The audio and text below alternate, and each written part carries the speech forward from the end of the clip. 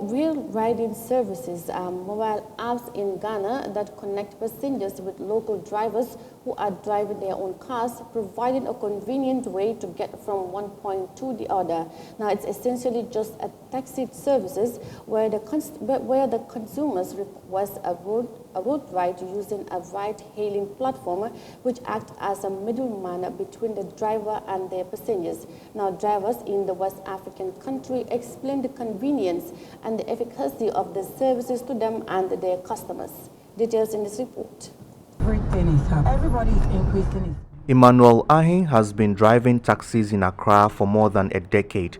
He has signed up for some ride-hailing applications operating in the city, but Ahin says he barely makes enough profit through their service, so he is at the new ride-hailing startup, OGB, to give it a try. They tell me their commission is less than other ones, so that makes me feel better and happy, so that I will use this one so that I will earn more money when I'm using the app. Ghana's public transportation sector is evolving with the introduction of ride-hailing services in Accra and other cities. The technology innovation has made it more convenient for people to move around by using ride-hailing applications on their mobile phones. Until now, most of them have been foreign companies. All these foreign companies, when they make all this money, the chunk of the money travels outside the country. If your city is rising and it's running like Usain Bolt, who are you complaining to? Because there's a system which help these foreign companies to get all this money and take them. But to tell you the truth, about 80% of the proceeds we'll make will be used for, charity, works in the country. The OGB Ride app was developed by Ghanaians in the diaspora. They want to create jobs to help the local economy thrive. The ride-hailing market is very competitive in Ghana. Many people have at least 2 ride apps on their mobile phones so that they can choose the one with a cheaper fare when they request a ride.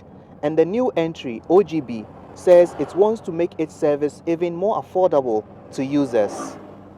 While some ride-hailing companies take up to 25% service fee from drivers on a trip, OGB says it will take 15%. But rising fuel prices in Ghana makes this a challenging time for car-based businesses. The cost of a liter of petrol has jumped from about 50 cents at the beginning of this year to $1.24 now.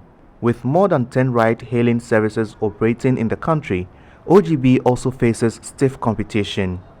But tech analysts say a focus on customer service could help new players enter the market.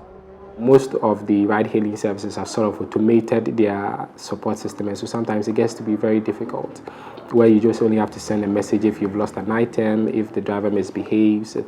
Some of the lined-up issues and how quickly you get to have a response, how quickly you get to have some refunds, and all those things. And I think that if there's a new ride-hailing service that's sort of coming in, they could be looking at strong customer service. Emmanuel Ahin agrees. He hopes the OGB ride will drive a change in the transport system in Ghana as they get more people to sign up for their service.